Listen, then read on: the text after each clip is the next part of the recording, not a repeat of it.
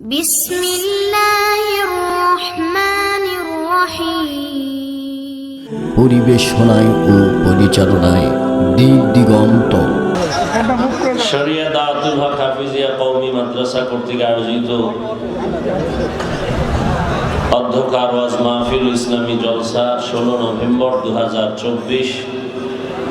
মহতি এ মাহফিলে উপস্থিত মুহতারাম সম্মানিত সভাপতি, প্রধান অতিথি, বিশেষ অতিথিবৃন্দ, হযরত উলামায়ে কেরাম, অত্র অঞ্চলের বিভিন্ন স্থান থেকে আগত আল্লাহ পাকের আশিকিন, জাকিরিন, শাকিরিন, মুহিব্বিন, মুরব্বিয়ান আযম, কলিজার টুকরা আমার সমবয়সী যুবক বন্ধুগণ, স্নেহের ছোট ভাই, পর্দার আড়ালে মাইকের আওয়াজ শ্রবণরতা সম্মানিত মা ও বোনেরা, আল্লাহ পাকের দরবারে শুকর যে আল্লাহ পাক আমাদেরকে হাজার লাখ মানুষের মধ্য থেকে বাছাই করে পৃথিবীর শ্রেষ্ঠ মজলিস, উলামায়ে আহলে হকের মজলিস, গুনাহ মাফের মজলিস, তওবা কবুলের মজলিসে আসা বসার তৌফিক দান করেছেন।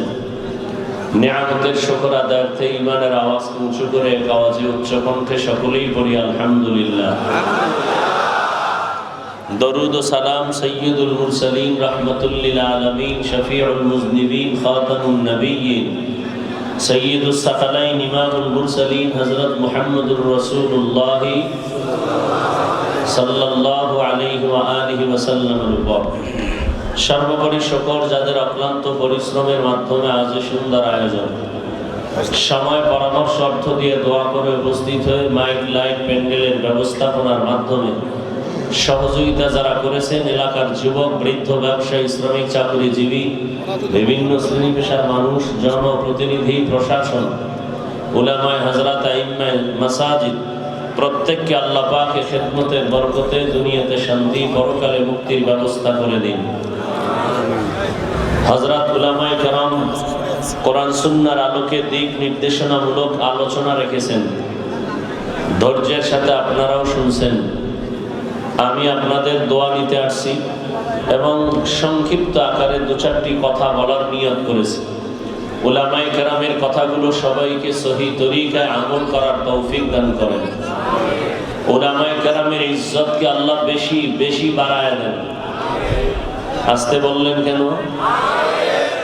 উলামায়ে কেরামের ইজ্জত যতদিন বাড়বে আপনাদের ইজ্জতও বাড়বে, আর উলামায়ে কেরামের ইজ্জত যত কমে যাবে আপনাদের সম্মানও কমে যাবে।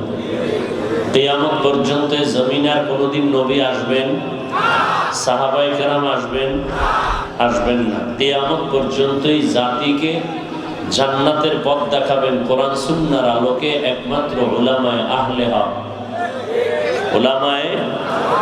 এই জন্য উলামায়ে কেরামের জন্য দোয়া করি আল্লাহ তাদের ইজ্জতকে আরো বাড়ায় দেন। যারা ফেসবুকে, মিডিয়ায় উলামায়ে কেরামের বিরুদ্ধে লেখে আর বলে, আল্লাহ এদের হেদায়েত দান করেন।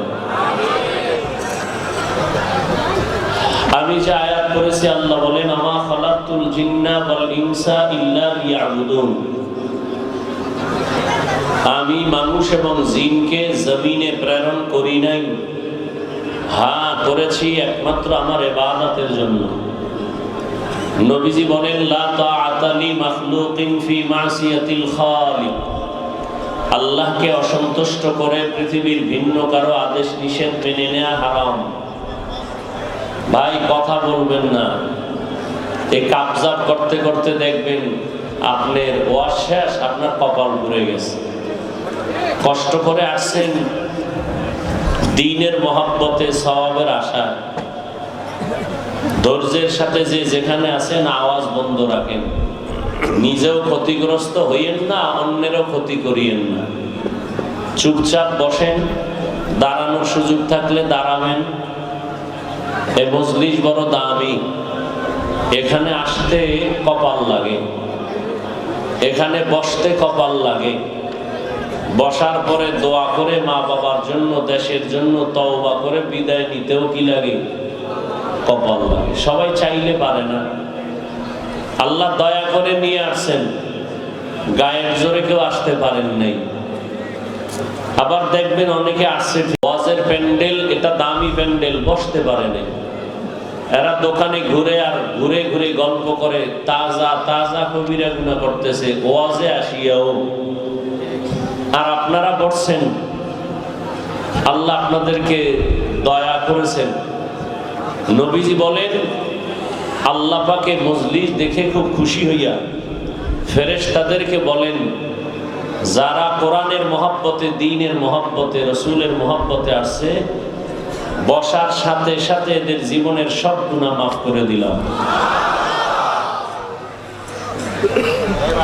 অতএব এই বরকতি মজলিস, গুনাহ মাফ হইছে সাময়িক কিছু গুনাহ, গুনাহে সগীরা, কিন্তু আমরা সেকেন্ডে সেকেন্ডে সগীরা গুনাহ না কবিরা গুনাহ করি। মিথ্যা কথা বলি, গালি দেই, গীবত শিকায়াত করি, অন্যের হক নষ্ট করি, জুলুম করি, সব কবিরা গুনাহ। এটা তওবা ছাড়া কবুল হবে না, মাফ হবে না। সেজন্য দোয়ায় চোখের পানি ছেড়ে তওবা করে যাওয়া এটা ভাগ্যের ব্যাপার। আল্লাহ সবাইকে কবুল করে।